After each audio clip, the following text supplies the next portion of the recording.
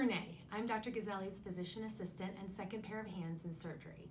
You are about to have a cervical total disc replacement, and today I'm going to walk you through the procedure and recovery time from start to finish. Please feel free to take notes. I'm happy to answer any questions that you have or go into any more details with you in person. This is not meant to be comprehensive, so I do expect that you'll have questions, but hopefully it gives you a good amount of information about the procedure, the day of surgery, and the recovery time, and the whole process. So on the day of surgery, you'll be coming to either Rose Medical Center or Cherry Creek Surgery Center. You'll be coming 2 hours early to Rose Medical Center and an hour and a half early to Cherry Creek Surgery Center. Both of these facilities we operate at regularly, so we have anesthesiologists and teams there that know Dr. Gazzelli and we work with on a regular basis. In the pre-op holding area before surgery, you'll be brought back and the nurses will start IVs and get everything prepped and ready. They'll also get all medical information and medications current in the computer and in the system. You will also meet the anesthesiologist before surgery in the pre-op holding area. Sometimes they even call you the day before surgery. So if you get a call that day before from a number you don't recognize, you may want to pick it up because it could be that anesthesiologist just trying to get to know you a little bit and chat with you. You of course will see Dr. Gazzelli in pre-op as well, and he can answer any final questions that you have at that time. As far as the approximate time of the procedure and what your family should expect, typically a one-level cervical total disc replacement should take us about an hour and a half, and a two-level disc replacement should take us about 2 hours. We are always happy to keep all of your family or friends, whoever's there with you that day, up to date and informed on how things are going. The nurse in the OR can call them throughout the procedure, and Dr. Gazzelli will call and go see them after the procedure as well. If they're there at the facility, he's happy to sit down with them face to face and talk to them. If for some reason they aren't at the facility and can't be there, that's okay. He's happy to call them on the phone as well, so he can keep them informed on how everything went and what to expect. As far as what happens in the OR, you've probably already watched the procedure video, so you know a bit about the procedure itself, but this is just a brief recap of the procedure and some of the commonly asked questions that people have. The procedure is done with general anesthesia, and we actually will have people in there monitoring your nerves and spinal cord during surgery. So after you're asleep, they're gonna put little baby needles all over from head to foot, and that monitors the nerves and watches the spinal cord throughout the procedure. So if anything starts acting abnormally, they'll let Dr. Gazzelli know right away. So I also mentioned them, however, because if you wake up with pinpricks, bruises, or bleeding, that's what that was from. Just want to warn you ahead of time. The incision that we make is typically always on the left side of the front of your neck. There's no big muscles to cut through here. There's a small thin muscle we go through, but no big muscles, which helps keep this procedure not very painful. So once we go through that small thin muscle, then we just get down, move everything aside to get down to the spine. And once we're down to the spine, we'll bring a microscope in so that both he and I can see everything nice and clear and big. We then remove all bone spurs, disc material, and anything that's pressing on the spinal cord or spinal nerves. And we'll always open up both sides, the left and the right. Even if your symptoms are more left-sided or right-sided, we will open up the nerve canals on both sides. Once we do that, once we remove and open up those spaces, then we'll go ahead and put the artificial disc in that fits best for your disc space. And then once that's placed, the surgery's done, and we'll go ahead and close the incision. Typically the incision is closed with all dissolvable stitches. There'll be a few layers of stitches there. That top layer is also a dissolvable stitch, but I don't like putting the big thick knots underneath the thin skin of your neck, so I'll actually leave a little tail end on either side and then secure that with a steri strip or one of those white skin tapes. So you'll see that on there, and that you can just leave alone. There'll be a gauze bandage over that as well. And then once the incision is closed and bandaged, then we will put a collar on and you will wake up in a soft collar that day. You'll then go to the recovery room and the nurses there will watch you as you're waking up, making sure that you're waking up okay, controlling the pain that you have, and watching your swallowing as well. They do definitely watch the swallowing because we're going to be working in the front of your neck and around your throat. So initially, we only let the nurses give you liquids at first because we want to make sure that you can swallow those okay. After that, you'll step it up to soft, regular food. But because the surgery is done in the front of the neck, we expect that you're going to have a lump in there, a little swelling from surgery, and feel like there's a lump when you swallow, which is why we watch the swallowing closely and only have liquids at first. We also may have put a drain in after the surgery, and if that is the case, the nurses will watch that drain in the recovery room and just making sure to monitor how much drainage there is. As long as there's very little drainage, typically the drain is pulled before you go home that day. On occasion, a patient has gone home with that drain. If the drain is draining a little bit more than we're okay with you going, or okay with it being pulled, then we will send you home with the drain and you would just come back in the clinic the next day for us to pull it out. But typically these are able to be removed. As far as getting you home, once you're awake, your swallowing is okay, and the pain is relatively controlled, they will discharge you. They'll make sure you're getting up and walking okay as well, of course, but then the nurses can discharge you to home. You'll also be going home with pain medications and muscle relaxants to help cover any discomfort from pain as well as muscle spasms. Typically, we try to give these to you in your pre-op consent visit so that you can fill those ahead of time. So hopefully you'll have those for you at home and don't need to fill them the day of surgery. We do give you antibiotics during the surgery, so we do not send you home with antibiotics. So it should typically just be the pain medicine and muscle relaxant that you should have at home for yourself. Typically, this is an outpatient procedure and you should go home the same day of surgery from the recovery room. If for some reason you stayed the night at Rose Medical Center, we do have a spine and orthopedic floor that you'll stay at, and there are nurses and physician assistants that work there, and they'll be taking care of you. They are working on that spine and orthopedic floor, so they know how to care for the patients and know what Dr. Gazzelli likes done with his patients. The physical therapist and occupational therapist will also be working with you on just daily activities, getting in and out of bed or in and out of a chair, that type of thing, while you're there if you do end up spending the night again.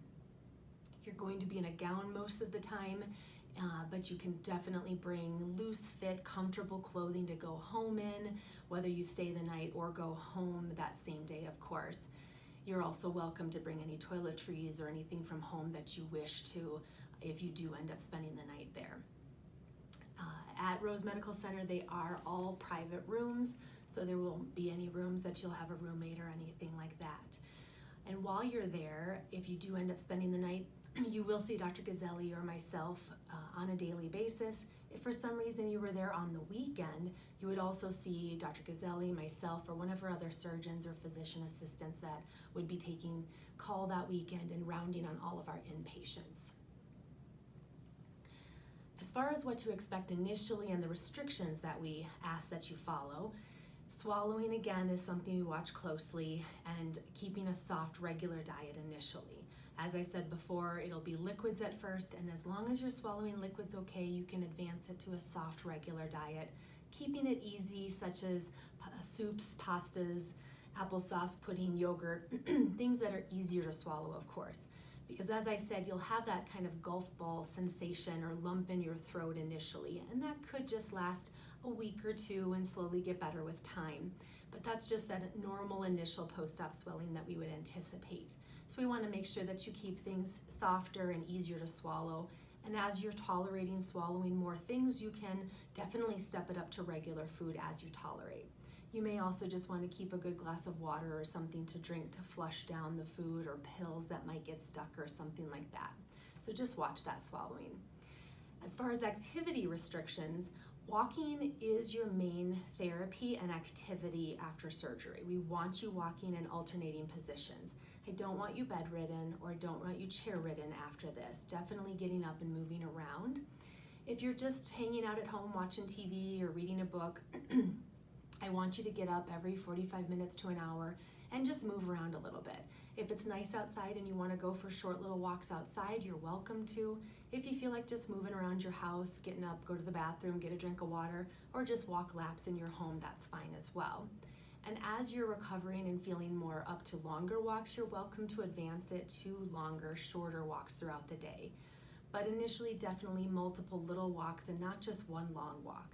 Listen to your body. If you're feeling more wiped out or sore after a walk or even the next day, just back it off a little bit and don't try to push through or advance too quickly. I mentioned earlier that you're going to have a soft collar when you wake up. Initially, that first week, we do ask that you wear it pretty much all of the time. And nighttime is actually the most important time to wear it, when you can get your head in a funny position and you're not really conscious of what position you're getting your head or neck into. And after that first week, after that first post-op visit, we'll tell you you can just wear it as needed during the day. Because it's a total disc replacement, we typically are not that strict with the collar, and we do allow you to move your neck a little bit more and wear the collar for comfort during the day, but you may still want to wear it at night initially just to protect your neck during sleeping. And as far as showering and wound care goes, I mentioned earlier that you'll have that white skin tape or steri strip on the incision, and all of that can get wet in the shower. So you can shower the second day after surgery, so about 48 hours after surgery.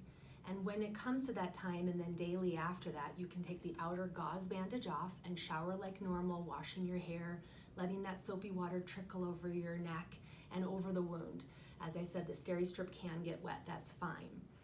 Just don't let the water pound on the incision, don't scrub the incision, and don't let it soak under a bath or a pool, of course. Once you're done with the shower, you just pat it dry, and you can then put a new gauze bandage on, and then the collar if you're wearing the collar at that time.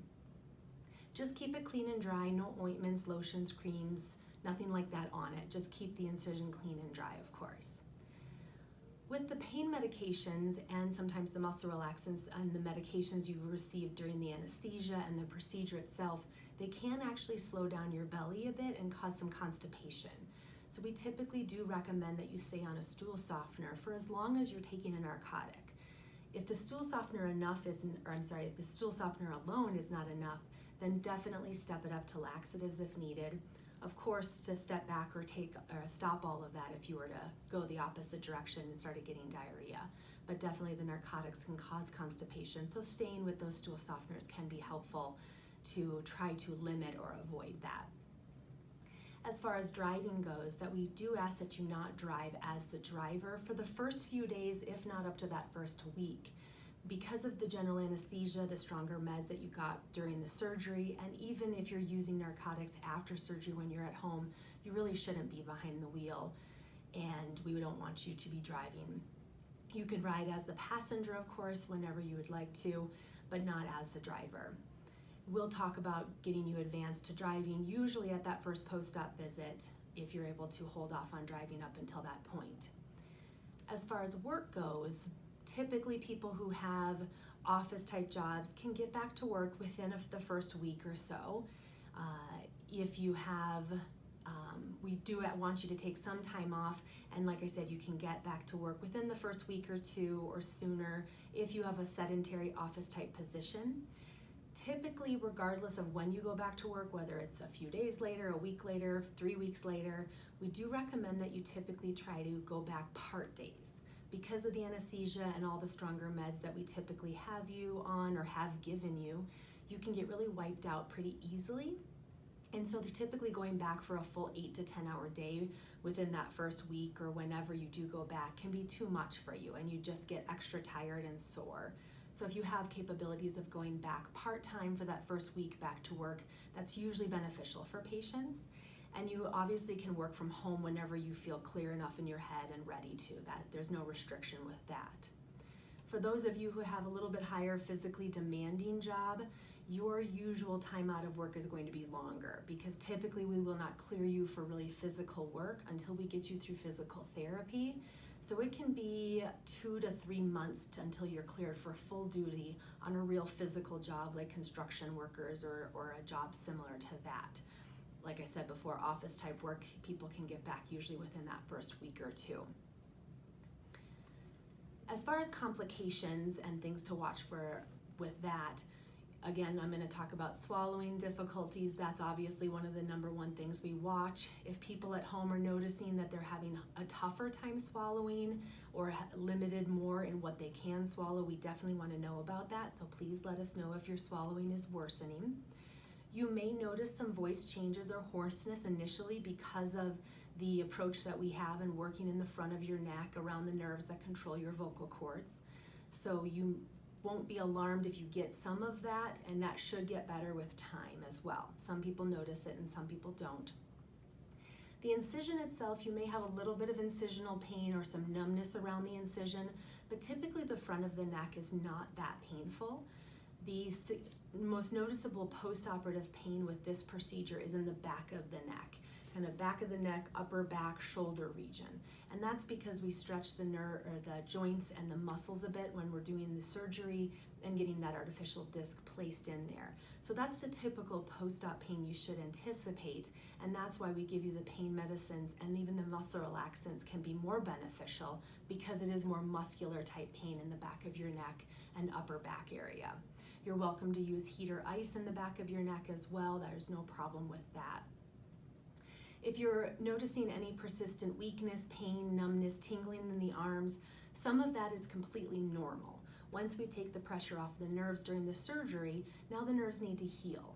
And unfortunately, they do heal slowly at times. So I always tell people our expectation is that you should have improvement of your symptoms.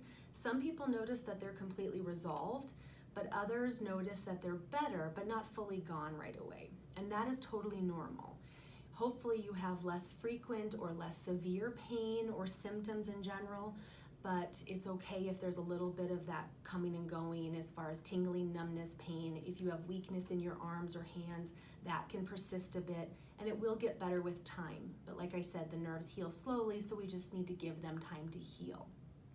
Also, on occasion, a nerve will get a little aggravated that we were even in there operating around it. Normally, the spinal nerves don't mind too much that we were in there, but on occasion they do. So a patient could wake up with some increased or similar symptoms than what they had prior to surgery.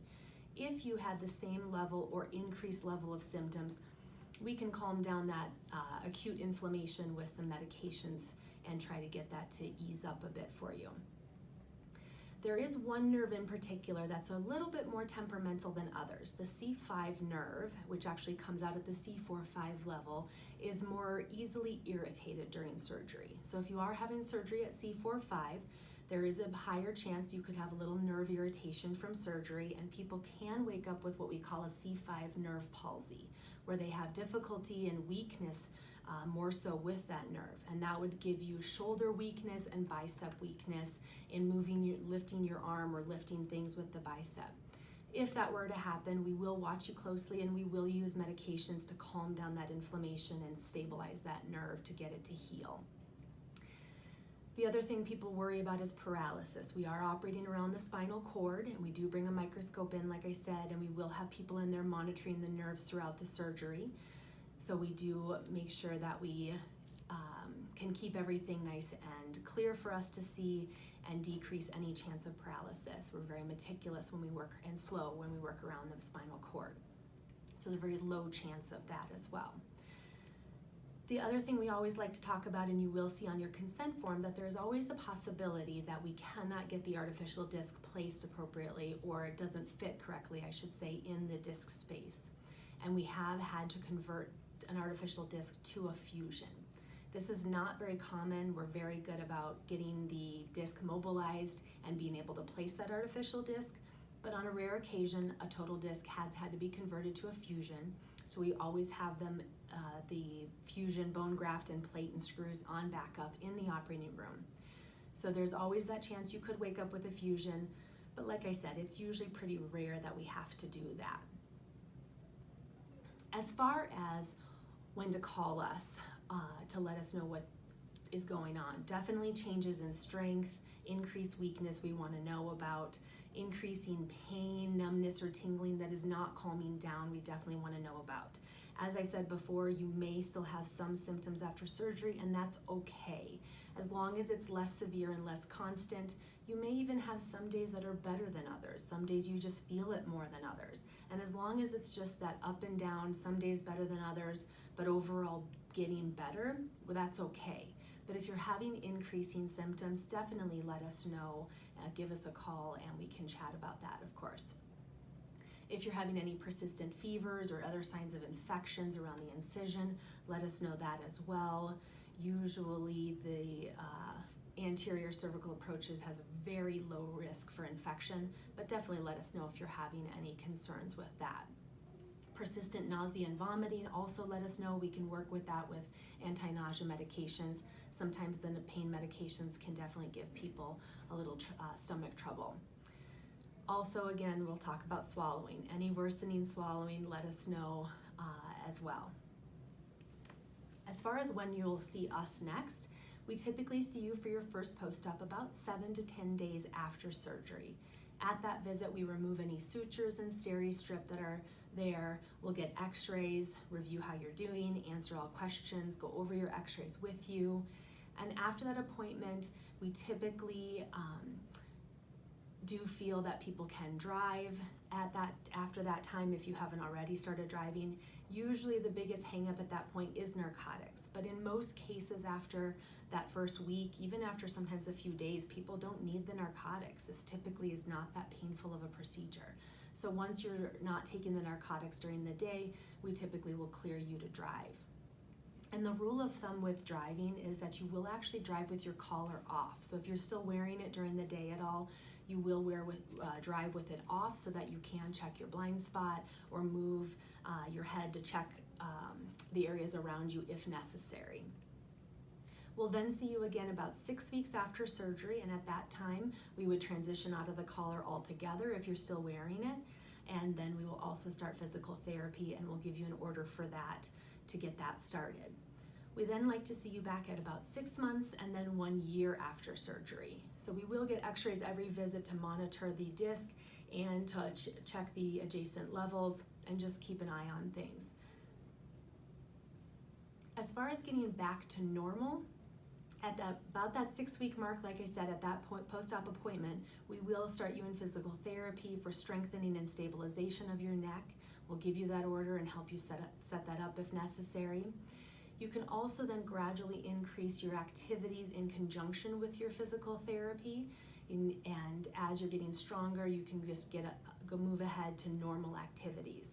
Typically within that first 6 weeks prior to starting physical therapy, we usually want you to limit your lifting to no more than about 10 pounds and a lot of overhead activity. And then as you start physical therapy, you can start gradually increasing your normal activities, and they can help guide you to get back into your normal exercise routine or sports or physical activities that you enjoy doing. So hopefully this has given you a good amount of information on the procedure. Like I said, I'm happy to sit down face to face and go over further questions or details with you.